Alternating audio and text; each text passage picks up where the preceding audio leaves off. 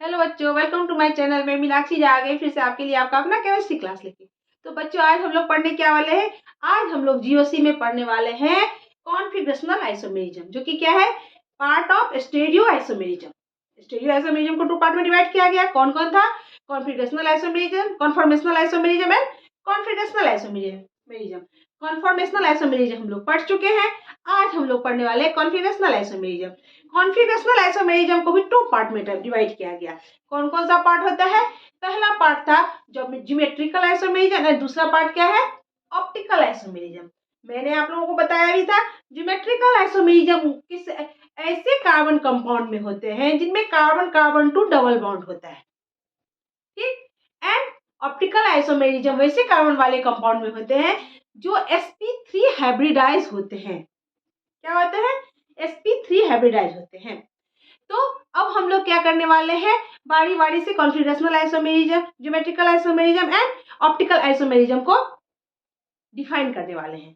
तो चलिए हम लोग चलते हैं कहाँ, इसको डिफाइन करें। तो सबसे पहले ज्योमेट्रिकल आइसोमेरिज्म है क्या? What is geometrical isomerism? Geometrical isomerism और केमिकल स्पेसीज, ये केमिकल स्पेसीज है with the same type and quantity of atom. इसमें एटम की क्वांटिटी सेम होती है, ठीक, एंड उसका टाइप भी सेम होता है, सेम टाइप का होता है। Yet having a different geometrical structure, सिर्फ उसका स्ट्रक्चर अलग होता है। क्या होता है उसका? ओनली स्ट्रक्चर अलग होता है। क्वांटिटी सेम होती है, अमाउंट सेम होता है, बट ओनली ज्योमेट्रिकल स्ट्रक्चर अलग होता है, उसका लिखने का तरीका अलग होता है, ठीक है। दूसरा क्या है? इसे ज्योमेट्रिकल आइसोमेरिज्म या इसे सिस ट्रांसफॉर्म भी कहते हैं। एक फॉर्म को सिस कहते हैं, एक फॉर्म को ट्रांस कहते हैं। अब उसमें भी कुछ कंडीशन है, कुछ कुछ कंडीशन अप्लाई होगा, उसके बाद सिस एंड ट्रांस होता है। सिस में क्या होगा? ऊपर ऊपर सेम सेम अमाउंट का ये रहेंगे, क्या नाम है, कंपाउंड, और नीचे सेम कंपाउंड रहेंगे दोनों कार्बन पे। ट्रांस में क्या होगा? अपोजिट साइड में रहेगा, ठीक है। तो उसके कुछ कंडीशन है, चलिए पहले उस कंडीशन को देख लें, उसके बाद पूरा अच्छी तरीके से मैं बताऊंगी। तो चलिए स्टार्ट करें। चलिए, मैंने पहले ही बताया क्या, ज्योमेट्रिकल आइसोमेरिज्म के लिए 2 कंडीशन अप्लाई है। पहला कंडीशन क्या है? पहला कंडीशन है रेस्ट्रिक्ट रोटेशन, रोटेशन नहीं होना चाहिए, तभी जो होगा ये सिस और ट्रांसफॉर्म। रोटेशन कैसे नहीं होगा? इसके लिए क्या होना चाहिए? Double bond. जैसे ही डबल बॉन्ड होगा रोटेशन होगा नहीं। सिंगल बॉन्ड बॉन्ड में बढ़िया से रोटेशन हो जाएगा। एक यहाँ है, एक यहाँ है, चारों बगल रोटेट कर सकता है। लेकिन डबल बॉन्ड में जैसे ही 2 चीजें रहे और फिर हम रोटेट करने की कोशिश करेंगे तो रोटेट होगा, वो क्या हो जाएगा? टूट जाएगा। क्या हो जाएगा? टूट जाएगा, ठीक है। तो इसलिए डबल बॉन्ड है, carbon to carbon double bond होता है, इसमें अप्लाई होता है। किसमें? कॉन्फिगरेशनल आइसोमेरिज्म के ज्योमेट्रिकल में, जो कारण क्या होता है? सिस और ट्रांसफॉर्म का फॉर्मेशन होता है। तो पहला कंडीशन क्या होना चाहिए? Restrict rotation. यानी रेस्ट्रिक्ट रोटेशन यानी क्या? डबल बॉन्ड, ठीक है। ट्रिपल बॉन्ड में होगा नहीं, क्यों? तो ट्रिपल बॉन्ड में ये कंडीशन अप्लाई होगा ही नहीं। आगे बात समझ में? इसीलिए डबल बॉन्ड ही होना चाहिए। दूसरा क्या है? 2 different groups on the left hand in the और ऑफ द 2 राइट हैंड। 2 ठो अलग अलग, चाहे लेफ्ट हैंड में रहना चाहिए या राइट हैंड साइड, दोनों अलग अलग ग्रुप्स होना चाहिए।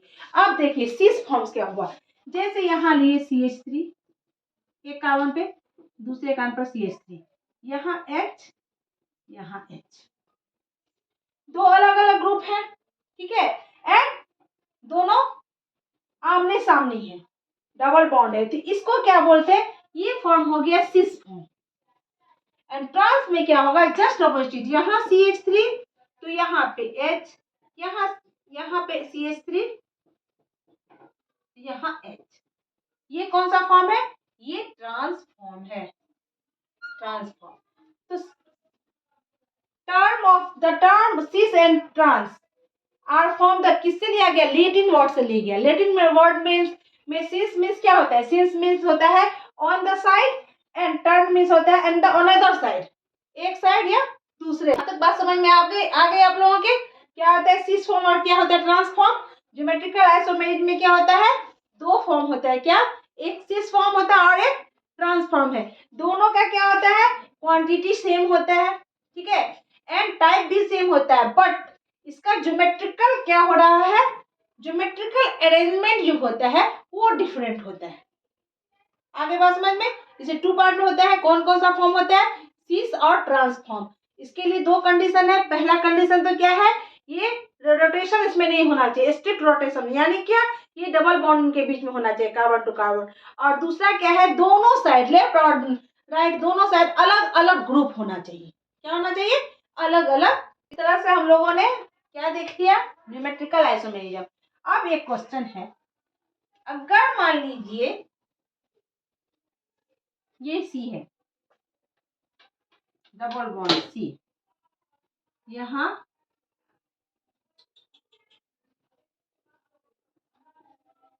ए बी, ठीक, तो ये छोड़ यहाँ से, ये सी सी डबल बॉन्ड इधर मान लेते हैं ए बी, और यहाँ मान लेते हैं ए टू। तो क्या इसका ज्योमेट्रिकल आइसोमेरिज्म होगा? इसका ज्योमेट्रिकल आइसोमेरिज्म बनेगा नहीं। क्या बोला है, क्वांटिटी सेम एंड एटम भी सेम, ठीक है। लेकिन यहाँ पे क्या होता है, यहाँ पे अगर बना भी तो देखिए ये सी, यहाँ पे ए, यहाँ भी ए, तो यहाँ पे जो है दोनों तरफ सी सी होना चाहिए ना, सी सी। तो यहाँ पे क्या है, एक बगल सी है, एक तरफ टू है, तो ये ज्योमेट्रिकल आइसोमेरिज्म नहीं बनेगा। क्या होगा? ज्योमेट्रिकल आइसोमेरिज्म नहीं बनेगा। वहीं पे अगर यहाँ पे जो है तो क्या दे देंगे, सी के बाद यहाँ पे दे देंगे डी और ई, तो फिर ज्योमेट्रिकल आइसोमेरिज्म बन जाएगा। भले सीस और ट्रांसफॉर्म नहीं बने, क्या नहीं होगा, सीस और ट्रांसफॉर्म नहीं बनेगा, बट यहाँ ज्योमेट्रिकल आइसोमेरिज्म बन जाएगा। आ गई बात समझ में यहाँ तक? अब हम लोग जाने वाले हैं कहाँ पे, ऑप्टिकल आइसोमेरिज्म। तो चलिए ऑप्टिकल आइसोमेरिज्म पे चलते हैं। Optical isomerism, optical, what is optical isomerism, क्या होता है? Compound which contain the same number, same kind of atom, same bond, सब कुछ सेम होगा, नंबर ऑफ एटम सेम होगा, number of atom same, kinds of atom same, bonds of atom same, सब कुछ same है, बट उसका spatial arrangement जो है वो अलग है। यानी कि उसका मिरर इमेज है जो सुपर इम्पॉसिबल होता है। और मिरर इमेज सुपर इम्पॉसिबल कैसे होता है? दो हाथ, ठीक, ये रहा दो हाथ, दो हाथ है, अंगूठा इसमें भी है, इसमें भी है, चारों पांच उंगली इसमें भी है, लेकिन क्या ये एक दूसरे को ढकेंगे? नहीं, यानी ये एक दूसरे को सुपर इम्पोज नहीं कर पाते हैं, ये नॉन सुपर इम्पॉसिबल होते हैं। जैसे पैर के दो जोड़ी चप्पल या जूते एक साइज एक शेप के होते हैं, बट क्या एक दूसरे को सुपर इम्पोज कर पाते हैं, ढक पाते? नहीं, क्योंकि ये नॉन सुपर इम्पॉसिबल होते हैं। वही ये है ऑप्टिकल आइसोमेरिज्म। क्या होगा, same kind of atom, same amount, same bond, but क्या होगा, ये नॉन सुपर इम्पॉसिबल होगा। क्या होगा, स्पेशल अरेंजमेंट इसका, but which have non super impossible image, उसका इमेज जो होगा नॉन सुपर इम्पॉसिबल होगा, एक दूसरे को पूरी तरह से नहीं ढकेंगे, जैसे मैंने बता दिया मिरर इमेज, ठीक है। जो ये अलग अलग है दोनों को, इसको क्या कहते हैं, एनेंसियोमर। क्या बोलते हैं, एनेंसियोमर। जैसे देखिए यहाँ पे लगी, यहाँ पे कार्बन नंबर, यहाँ H मान लीजिए कोई एक दूसरा कार्बन दिए, यहाँ 1 डाल दिए, यहाँ पे 1 डाल दिए, ठीक। अब यहाँ 2, 3 एंड 4 सेम है, लेकिन जब इसका मिरर इमेज होगा तो ये तो 1 रहेगा ही, ये 2 यहाँ आ गया, 3 यही है एंड 4 यहाँ आ गया, तो ये क्या है, सेम ग्रुप, सेम शेप, सब कुछ सेम है, बट क्या है, sp3 हाइब्रिडाइज है, बट क्या है, ये नॉन सुपर इम्पॉसिबल होता है। क्या होता है, नॉन सुपर इम्पॉसिबल होता है। इसके भी कुछ कंडीशन है। क्या कंडीशन है, चलिए मैं बताती हूँ आपको। तो ऑप्टिकल आइसोमेरिज्म की कुछ कंडीशन है। क्या कंडीशन है, सबसे पहला तो पहले भी बता चुकी थी, किसमें होता है ये ऑप्टिकल आइसोमेरिज्म, ये होता है जब कार्बन क्या होना चाहिए, मस्ट बी sp3 हाइब्रिडाइज होना चाहिए। क्या होना चाहिए, उसका shape must be sp3 hybridise होगा। क्या होगा? sp3 हाइब्रिडाइज होगा इसका शेप।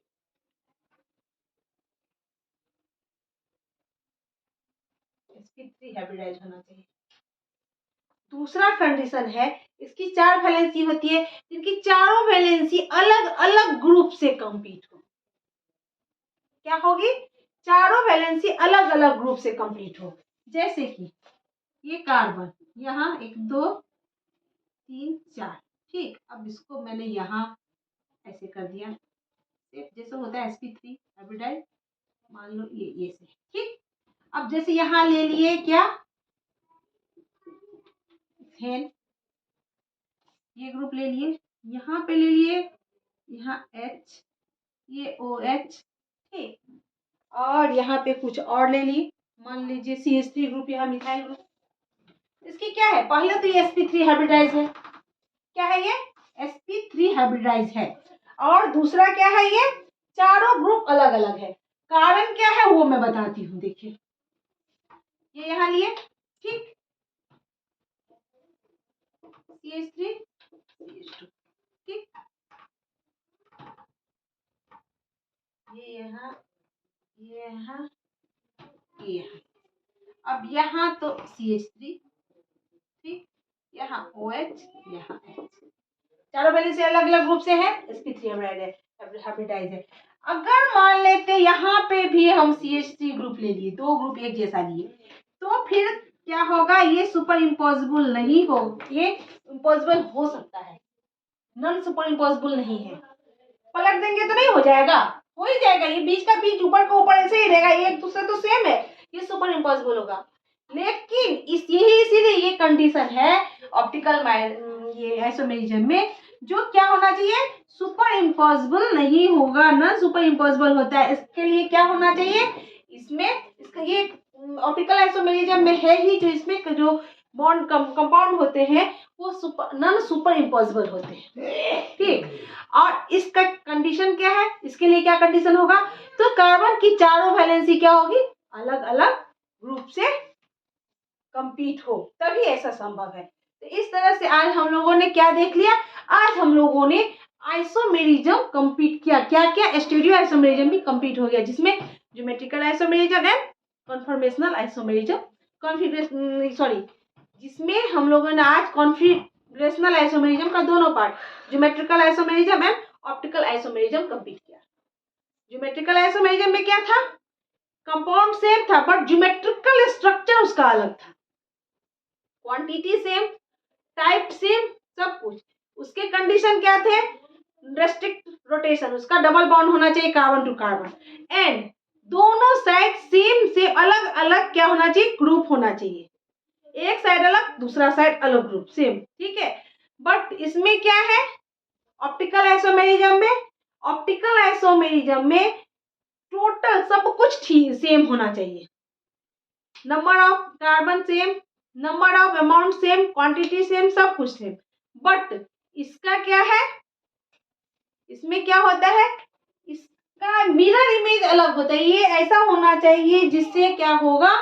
ये एक दूसरे को सुपर इम्पोज न करे। क्या करे? एक दूसरे को सुपर इम्पोज नहीं करे। तो इसके लिए क्या होगा? तो कार्बन सबसे पहले sp3 हाइब्रिडाइज होना चाहिए, और दूसरा कंडीशन क्या है? कार्बन की चारों वैलेंसी किससे होगी? अलग अलग ग्रुप से कंप्लीट हो। इस तरह से हम लोगों ने क्या किया? कंप्लीट आइसोमेरिज्म कंप्लीट कर लिया, ठीक है। तो ऐसे ही आई होप आप लोगों के समझ में अच्छे से आ गया होगा। ऐसे ही मेरे चैनल के साथ बने रहिए। जल्द से जल्द, जिन्होंने सब्सक्राइब नहीं किया, जल्द से जल्द सब्सक्राइब कीजिए, शेयर कीजिए। बहुत हेल्पफुल होगा आप लोगों के। नेक्स्ट एग्जाम आने वाले हैं नीट के लिए, इसलिए जितना हो सके सब्सक्राइब कीजिए। कमेंट करके बताइए मैं क्या अच्छा से पढ़ाऊं जो सो आपके समझ में नहीं आ रहा है, और लाइक कीजिए। तब तक के लिए टेक केयर, बाय बाय।